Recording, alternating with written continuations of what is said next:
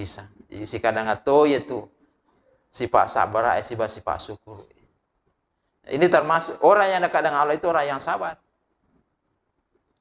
Jadi Nabi Ibrahim tahu syukur, Nabi Ismail tahu sabar. Jadi tahu itu tahu merapi ku puang Allah Taala, kemiki merapi ku puang Allah Taala, tak boleh sifat syukur, sifat sabar. Ya kau tak boleh ni insyaallah merapi ni itu puang Allah Taala. Tanda-tanda atau syukur itu mawasa.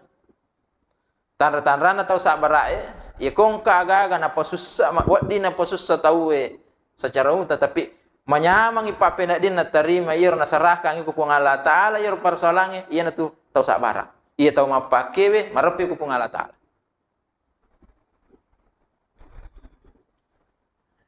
Jadi tahu syukur tahu sabar itu marapi ku puang Allah Taala.